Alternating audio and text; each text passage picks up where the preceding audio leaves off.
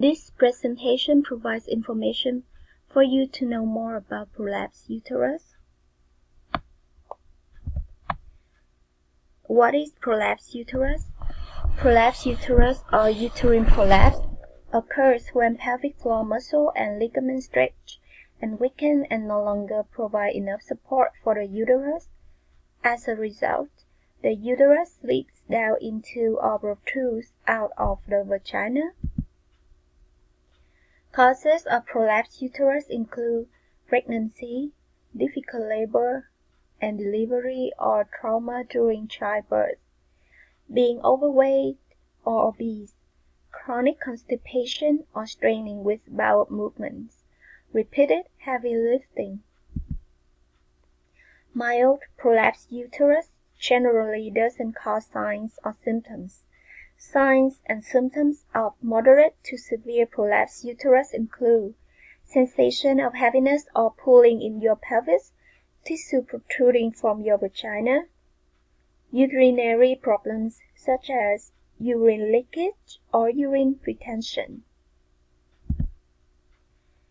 trouble having a bowel movement, sexual concerns such as a sensation of looseness in the tongue of your vaginal tissue.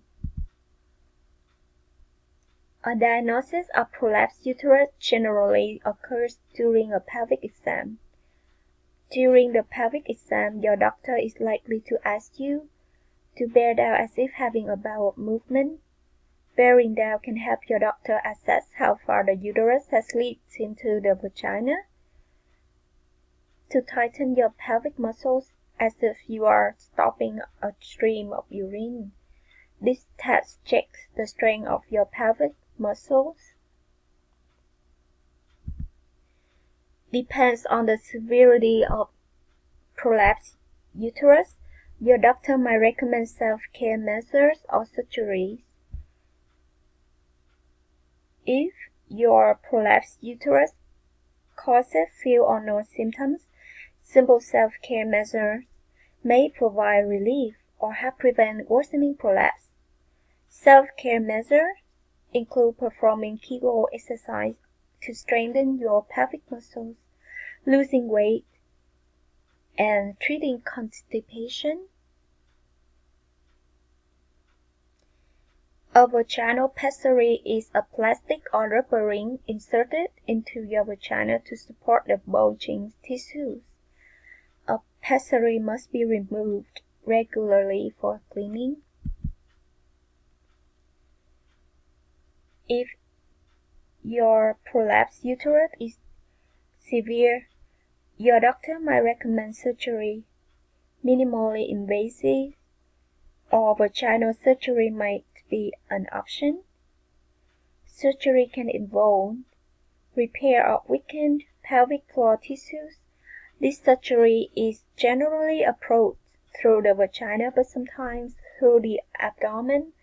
The surgeon might graft your own tissue, donor tissue, or a synthetic material onto weakened pelvic floor structures to support your pelvic organs.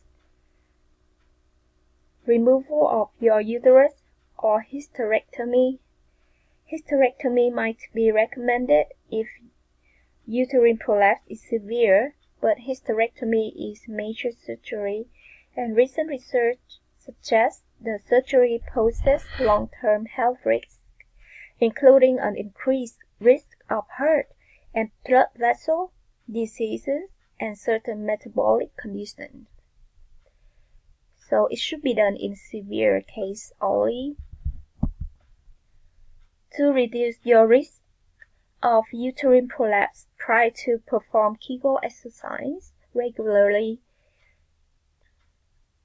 This exercise can strengthen your pelvic floor muscles, especially important after you have a baby. Avoid weight gain. Talk to your doctor to determine your ideal weight and get advice on weight loss strategies if you need them. Avoid heavy lifting and lift correctly. When lifting, use your legs instead of your waist or back. Treat and prevent constipation. Drink plenty of fluids and eat high fiber foods such as fruits, vegetables, beans, and whole grain cereals. Control coughing. Get treatment for a chronic cough or bronchitis and don't smoke.